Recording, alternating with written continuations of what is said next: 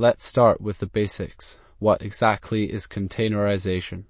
It's essentially packaging up an entire application, everything it needs to run, like code, libraries, and settings, into a single unit called a container. It's similar to using shipping containers for transporting goods. It standardizes how applications behave no matter where they are running. This leads to big advantages like being able to move your app easily between different environments, ensuring consistency across those environments, isolating the app from other programs, and making things more efficient overall. Okay, let's talk about Docker. At its core, Docker is a platform that lets you bundle up your applications, everything they need to run, like code and tools, into lightweight, portable containers. Imagine shipping containers for software. Each container holds everything needed to run an app consistently, no matter where it's deployed. This solves the "it works on my machine" problem.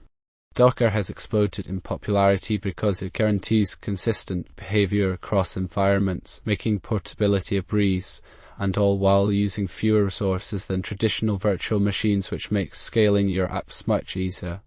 Okay, let's talk about why Docker is so valuable. At its core, it's all about consistency, making sure your application behaves exactly the same way whether you're coding on your desk or running it in a production environment. It also makes things incredibly portable, meaning you can easily move containers around without worrying about compatibility issues. Because they are lightweight and share the operating system kernel, Docker uses fewer resources than traditional virtual machines, allowing you to pack more applications onto a single server. And finally, scaling your application becomes much easier with Docker. You can quickly adjust resources as needed, which is a huge win for businesses that need to handle fluctuating demand. Okay, let's talk about containers versus virtual machines. They are often confused, so it's good to get a clear picture of what makes them different. Virtual machines create a full, independent operating system environment, almost like having your own computer within your computer. This gives you a high level of isolation, which is great for security and stability. However, that comes with a cost. VM use a lot more resources. Containers are much lighter weight because they share the underlying operating system kernel. It's more like running applications in separate compartments on the same OS. They are efficient and start up really quickly. Essentially, VM offers stronger isolation, but containers prioritize speed and resource efficiency. Does that make sense? Okay, so let's talk about Docker images. Essentially, an image is a blueprint, a super organized snapshot of everything needed to run an application. It's like having a complete recipe with all the ingredients and instructions bundled together. Importantly, these images are read-only, you can't directly modify them. They're built in layers, which makes things really efficient when distributing and storing them. Most images begin with a base image, like a standard operating system, giving your application a solid foundation to build on. Let's talk about what exactly a Docker container is. Think of it as a really efficient, self-contained package for your application, everything it needs to run smoothly, the code itself, plus all the tools and libraries it relies on. Unlike virtual machines that create entire copies of an operating system, containers share the host machine's kernel, which makes them much smaller and faster to start up. It's like a shipping container for software. They offer portability, meaning your apps run consistently no matter where you deploy them, isolation for security, and incredible scalability, easily adding more resources when needed. Containers are really key to how we build and manage modern applications. Okay, let's talk about Docker files. They're essentially a recipe for building your Docker images. A Docker file is just a plain text file that contains all the instructions, like a chef's recipe telling Docker exactly what to do step by step. It starts with from, which tells you what base image you're starting from, and then you use commands like run to install software, copy to bring files in, workdir to set the working directory, and finally cmd to tell Docker what to do when the container actually runs. Okay, let's talk about how we actually build our Docker images through Docker files. These are essentially recipe books that tell Docker exactly what to do step by step. The first important instruction is from, which tells the image where it's going to start. It sets the base operating system or pre-built software foundation for your container. Next, we have RUN, which lets us install software and make changes inside our image during the build process. Think of it as installing packages or setting up directories. Then there's copy. This is how you bring your application code into the image from your development machine. And similar to that, add allows for more advanced operations like unpacking archives.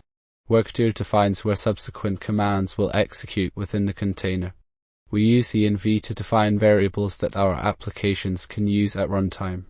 Expose tells Docker which ports the application is listening on. And finally, we have cmd and entry point, which are how we tell Docker what command to run when a container starts. They are super important for launching your app. Okay, let's talk about building Docker images. It's a really important skill to demonstrate in interviews. The core command is docker build, and it takes your instructions from a Docker file to create the image. You essentially tell Docker what steps to run inside a container, things like installing software, copying files, and setting up configurations. The syntax is pretty straightforward. Docker build t my app latest. The T flag gives the image a name and tag useful for versioning. And the file dot tells Docker where to find all the necessary files. Okay, so let's talk about how to actually get a container running.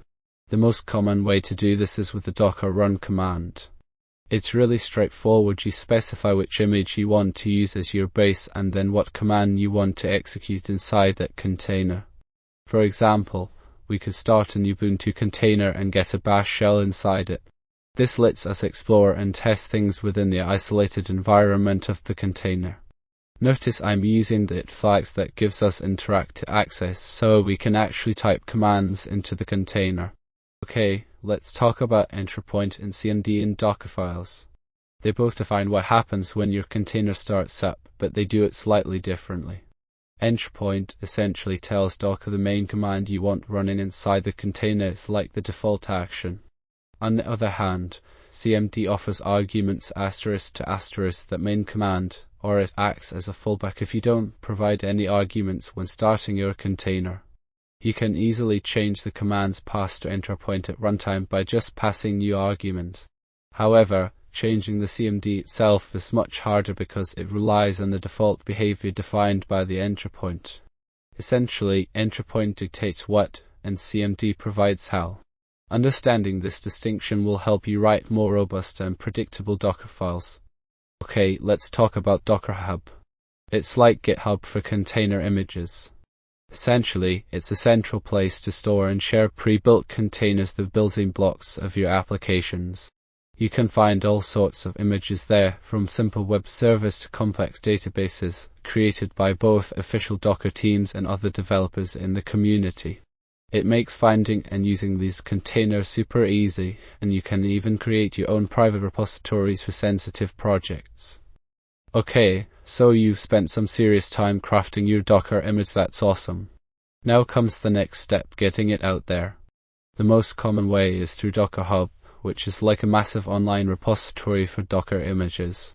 You push your image using Docker push, and then it becomes available to anyone. If you're working in a private environment or need more control over access, you can set up your own private registry. There are plenty of options out there. Don't forget that generating URL for sharing is quick, but consider the security implications. And for smaller teams, SSH and SEP can be a simple solution. Let's talk about Docker volumes. Think of them as a way to keep your data safe and portable within Docker. Unlike bind mounts, which directly link files on your host machine into the container, volumes are managed entirely by Docker. This means that when you restart or remove a container, its volume and all its associated data stays intact. It's really useful for things like databases where you need data to persist beyond the life of a single container. There are two main types: named volumes, which Docker manages automatically, and anonymous volumes, which have randomly generated names. They provide persistence, consistency, and can improve security by separating your application's data from its image. Okay, let's talk about volumes versus bind mounts in Docker. Common interview question. Bind mounts are like creating shortcuts inside your container. They directly link files on your host machine to the container. Changes you make within the container instantly update those files on your host, and vice versa. It's great for development when you want quick feedback loops. Now, volumes are different. They are managed by Docker itself and stored in a separate location, usually outside of where the container is running. This means they persist even if your container restarts or gets deleted. Think of them as dedicated storage spaces.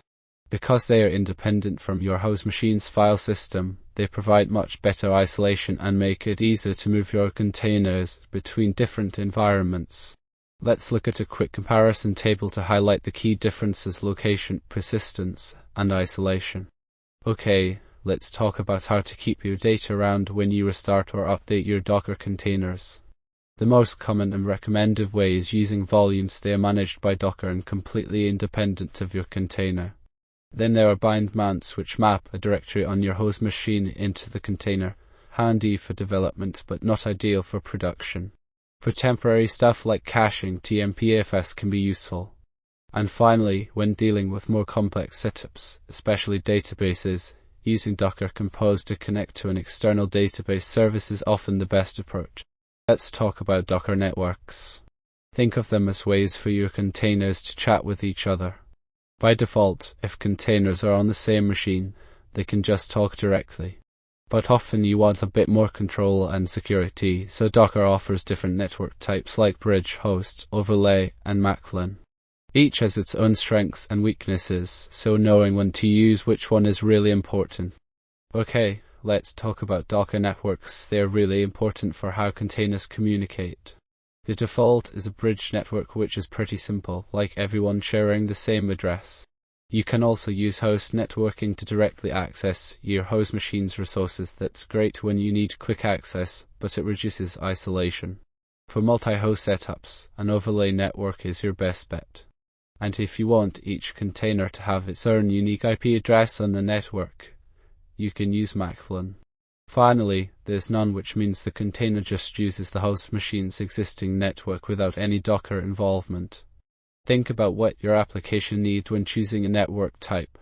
Okay, let's talk about how containers actually talk to each other, which is a really important concept in understanding Docker. Containers are designed to be isolated, right? But frequently you'll need them to work together. The simplest way is through network namespaces. They share the same network and can communicate directly using IP addresses and ports. You might also use shared volumes if containers need to access files or directories on each other. Just think of it like a common file system. Docker Compose offers links, which are essentially dependency chains, ensuring services start in the correct order. And finally, you can utilize the Docker API for more sophisticated communication and control. For complex scenarios involving asynchronous interactions, message queues like RabbitMQ or Kafka become incredibly valuable. Okay, so let's talk about Docker Compose.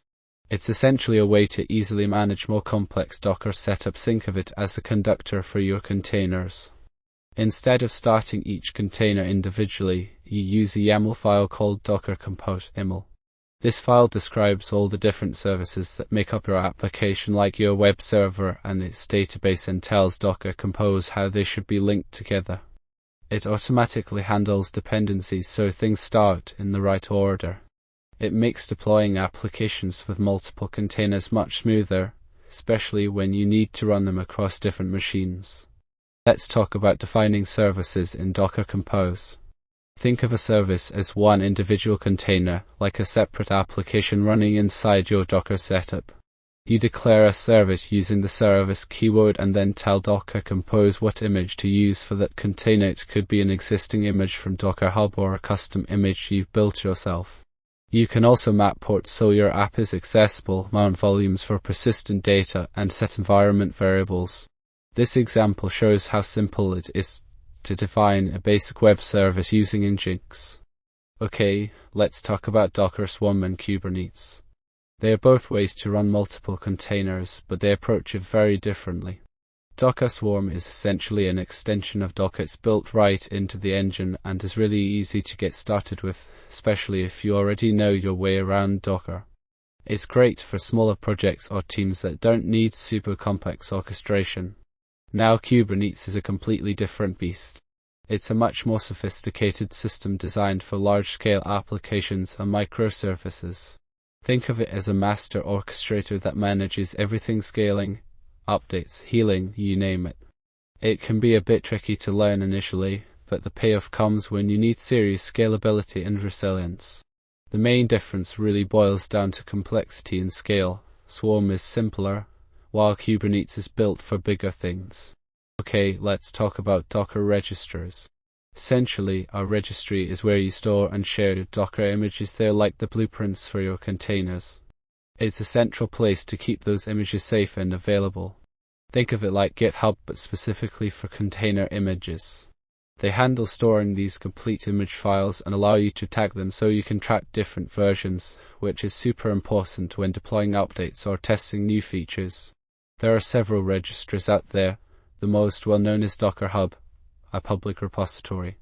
But companies often use their own private registries like Amazon ECR or Google Container Registry. Okay, let's talk about how we handle environment variables within our Docker containers. It's surprisingly important because you want your apps to behave the same way whether they're running on your local machine or in a cloud environment. You've got several ways to do this. You can define them directly inside your Docker file using the env instruction, which is good for setting basic defaults. If you're using Docker Compose, you usually manage them through the environment section of your service definitions. Then there's always the command line, where you pass variables when you run your container. That's handy for testing, but not really ideal for production. And finally, for sensitive stuff like passwords or API keys, Docker secrets are definitely the way to go. They are a much more secure method than putting them directly in your image. Okay, let's talk about the Docker ignore file. It's a really important little tool when you're working with Docker. Think of it like a don't include list for your builds. It's similar to what you might use with Git to ignore files in your code repository. The main goal is to make sure that only the necessary things are added to your Docker image, which makes them smaller and faster to build. By excluding unnecessary items like logs, development dependencies like node modules, or build artifacts, you dramatically reduce the size of your images, speeding up both the build process and saving storage space. It's a simple way to keep things lean and efficient.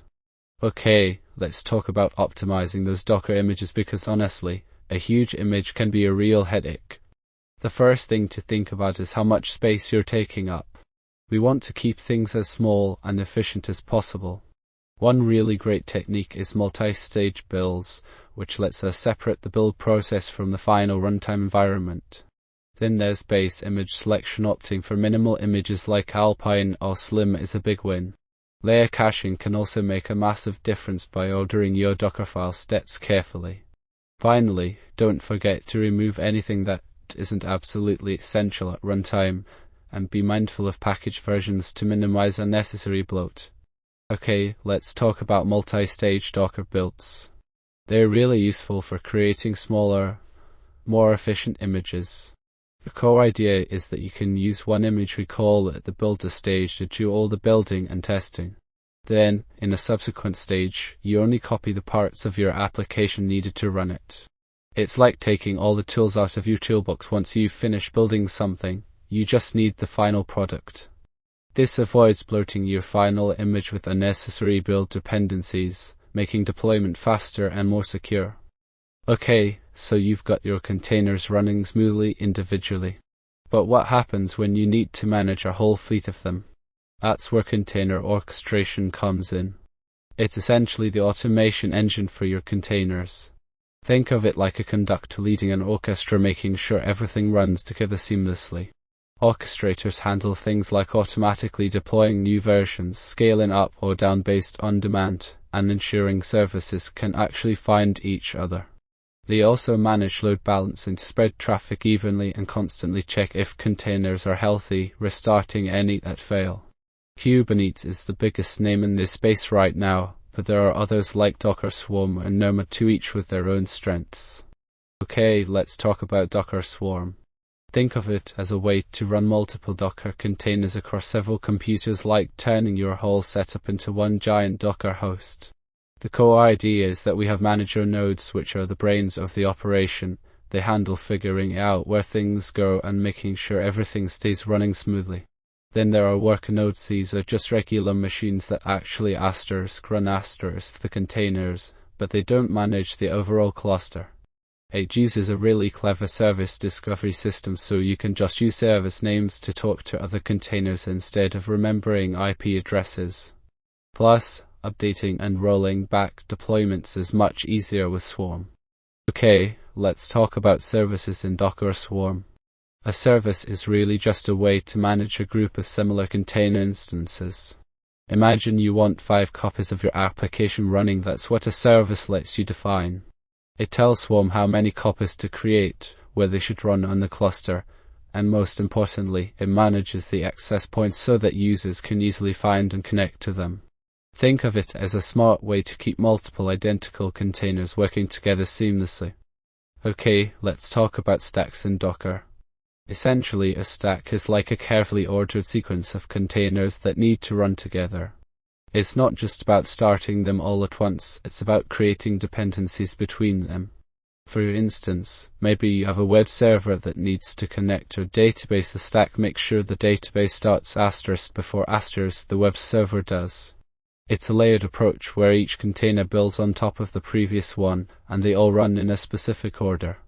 Think of it like building with Lego bricks. You add them one after another. Okay, let's talk about scaling applications, a really important topic in containerized environments. When you need to handle more traffic or requests, there are 2 main strategies: scaling up and scaling out. Scaling up means making your existing servers bigger by adding more resources like CPU or memory. It's simple conceptually but has limits. You can only go so far with a single machine. On the other hand, scaling out involves adding more servers, essentially creating multiple copies of your application. This is where Docker really shines because it makes deploying and managing these containers incredibly easy.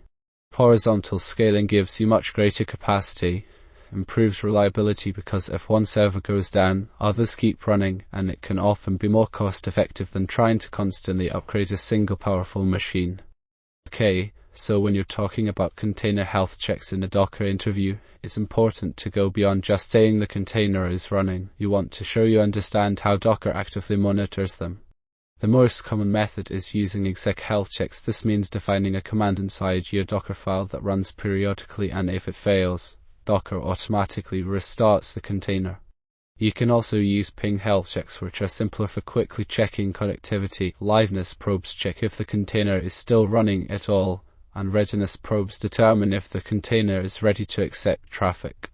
It's a good idea to combine both types of probes: liveness to restart failing containers, and readiness to ensure only healthy ones receive requests. Okay, let's talk about security. When you're working with Docker, it's absolutely vital. First off, always start with your images. Make sure you're using base images from reputable sources and keep them updated to patch any known vulnerabilities. Tools like Trivy or Claire can scan those images for problems before you even deploy them. Then think about the container runtime itself. Things like AppArmor or SE Linux add a layer of protection by limiting what each container can do. Network policies are also key. Only allow containers to talk to each other if they absolutely need to. And remember the principle of least privilege. Run your containers as non-root users whenever possible and limit their permissions. Finally, never, ever hardcode secrets in your images or configuration files. Use a proper secrets management solution like Docker Secrets or something more robust like HashiCorp Vault. It's much safer that way. Don't forget to regularly audit your setup and monitor for any suspicious activity. Okay, so let's talk about updating your Docker containers. It's a really common question in interviews. The key is minimizing downtime. Rolling updates are generally the best approach, especially if you're using something like Kubernetes or Swarm. They slowly replace old versions with new ones. For smaller changes, Docker Update can adjust resource limits without restarting. And sometimes it's okay to create a brand new container with the updated image and gracefully shut down the previous one, but only if your app is simple enough and you've got proper health checks set up. Configuration updates inside the container itself are always preferred over rebuilding images entirely. And remember, testing in a staging environment first is absolutely critical. Okay, let's talk about how to peek inside a Docker container and see what it's been up to, specifically its logs. The most straightforward way is using the docker logs command. Simply type docker logs, replacing with the actual ID of your container. This will show you everything that's been logged since the container started. If you want to see what's happening in real time, add the F flag. This is often called follow mode. It keeps feeding you the logs as they come in, just like watching a live stream. Sometimes you just need a quick snapshot, so Docker logs tail will show you only the last 100 lines. And if you're looking for something specific, like an error message, you can pipe the output of Docker logs to tools like grep. Remember though, managing your container logs effectively is important, rotating them and making sure you have enough space. Okay, let's talk about Docker ports. They can be a little confusing. When you publish a port, you're actually making a specific port on your container accessible from the outside world, or even other containers in your network. It's like opening up a doorway for people to come and visit. Think of it as explicitly sharing that service. On the other hand, exposing a port is more about telling Docker what ports the application inside the container wants to listen on. It's like saying I am ready to receive requests on these ports. But exposing doesn't automatically make those ports available. You still need to publish them if you want external access. Okay, let's talk about the classic Docker interview question, the link flag. Basically, this lets you connect two containers together, almost like giving one container an alias to easily find another. You tell Docker which container you want to link and what name you're going to use as an alias for it. Docker then automatically sets up a DNS entry so that the first container can access the second one by using this alias, just like resolving a website address. It's a simple but powerful way to connect things, though remember, in more complex setups, Docker networks are usually the better approach now. Okay, let's talk about a really important part of Docker management, cleaning things up. A key interview question often revolves around how you handle unused resources. First, we need to identify containers that aren't actively running. The Docker PS command is your best friend here. It lists all containers so you can spot those that have just been sitting there. Once you've found them, you want to stop and then remove the stop ones using Docker stop and Docker rm. Then we move on to images. They can pile up. The Docker image prune command is your tool for getting rid of unused images. There are options like a which cleans everything, or F for a forced removal without asking. And finally, don't forget about volumes. They can also take up space. The Docker volume prune command helps you clean those out too, again, with the option to force it if needed. Okay, so let's talk about image layers in Docker. Essentially, when you build a Docker image, it's not just one big blob of code. It's constructed from a series of read-only layers stacked on top of each other. This layering approach is really important because it makes images much smaller and faster to deploy. Only the parts that have changed need to be rebuilt. Plus, Docker cleverly caches these layers, so if you rebuild your image with the same instructions, it can reuse those cached layers, saving an asterisk of time. The order in which you write your commands in the Docker file actually matters because it affects how effectively Docker can leverage that caching. It's like building something with Lego bricks. Each layer is added on top and changes ripple through everything. Okay, let's talk about image caching in Docker. It's a really important concept for optimizing builds. Basically, when you build a Docker image, Docker doesn't start from scratch every time. It remembers what it built previously and cleverly reuses those layers if possible. The order of instructions in your Docker file is crucial here. Docker builds from top to bottom. If an instruction produces the same output as the last one, it just grabs the cached version, saving an asterisk of time and resources. This is why you'll often see significant speedups when rebuilding images that have only minor changes. Okay, let's talk about Docker Desktop. It's basically your personal Docker environment. It's an application you install directly on Windows, Mac OS, or Linux.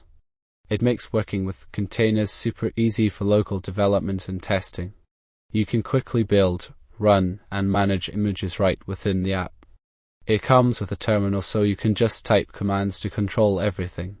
Don't confuse it with Docker CLUD or Kubernetes. These are different tools for different purposes. Docker Desktop is all about making things simple on your local machine before deploying to something bigger. Okay, let's talk about the difference between Docker C and EE. Think of Docker C as your go-to tool for developers. It's free, super versatile, and perfect for local development, testing your applications, and getting a feel for containerization. Docker E, on the other hand, is geared towards larger organizations that need more robust security management and high availability features. It's a commercial product with subscription costs but comes packed with tools like clustering and advanced scanning to keep things running smoothly and securely at scale. Let's address a really important interview question. What happens when your Docker container unexpectedly stops working? The first thing you always want to do is dive into the logs. That's where most of the information will be. Then use Docker Inspect to get a detailed picture of the container's configuration and state. Pay close attention to resource limits. If it's running out of memory or CPU, you might need to adjust those settings. Also, verify network connectivity. Can the container talk to other services? And finally, don't overlook mounted volumes. Permissions problems here are surprisingly common. Checking Docker events can also provide valuable context. Okay, so you've got your containers running great. But what do you do when you start needing to manage a lot of them? That's where container orchestration comes in. It's really about automating the whole process for you. Imagine having dozens or even hundreds of these little containers all running across different servers, and you need them all to work together seamlessly. Container orchestration tools like Kubernetes and Docker Swarm are essentially the conductors of this orchestra. They handle things like scaling your applications up when there's more traffic, restarting failed containers automatically, and making sure everything is running efficiently. It's about making it incredibly easy to manage complex deployments and ensuring high availability. Okay, so Docker is fantastic, but it's not the only container solution out there. Let's talk about some alternatives. Podman is a really interesting one. It doesn't need a central daemon running, making it ideal for smaller setups and even your desktop. Containerd is Kubernetes native runtime, which means it's built to scale really well. LXC/LXD offers something closer to the traditional root method, which can be good if you're dealing with older applications. And then there's Builto and Kaneko. These are specifically designed for built-in container images safely within your CI/CD pipelines without needing Docker itself. It's worth understanding these options because the best choice really depends on what you're trying to build and how you'll be using it. Okay, let's talk about Podman and how it stacks up against Docker. Docker uses the central daemon or server process to manage everything containers related. Think of it like the brain controlling the whole operation. Podman is different. It's daemonless. Instead of a constant server running in the background, Podman directly interacts with your operating system's kernel to build and run containers. This often makes Podman more secure because there isn't that central process needing protection. Another key difference is security. Podman can run containers without root privileges, which Docker generally needs. So, while both are fantastic tools, if you're looking for a lightweight, user-friendly, and more secure container solution, especially in environments where rootless operation matters, Podman might be the better choice. Okay, let's talk about where you actually see Docker being used in the real world. It's pretty widespread. One of its biggest strengths is how well it fits into microservices architectures. Think of each service as a little box running independently and scaling up or down as needed. It also plays a huge role in DevOps, making sure everyone's working with the same setup throughout development, testing, and production. Docker helps modernize older applications without needing to completely rebuild them, which is fantastic for legacy systems. You'll find it used a lot in machine learning too, to keep things consistent when training and deploying models. And of course, web apps are a hugely popular uses. It just makes packaging and deploying them super simple and scalable. Okay, let's talk about some of the real-world bumps you might hit when introducing Docker into your production environment. It's not always smooth sailing. First up is networking. Containers need to talk to each other and to outside services, and that can get complicated quickly. Then there's storage. Figuring out how to handle persistent data consistently across containers is key. Security needs a serious look too. Remember, containers aren't perfectly isolated. Monitoring and logging have to adapt to this new architecture. And finally, if you're using an orchestrator like Kubernetes, that adds another layer of complexity to manage.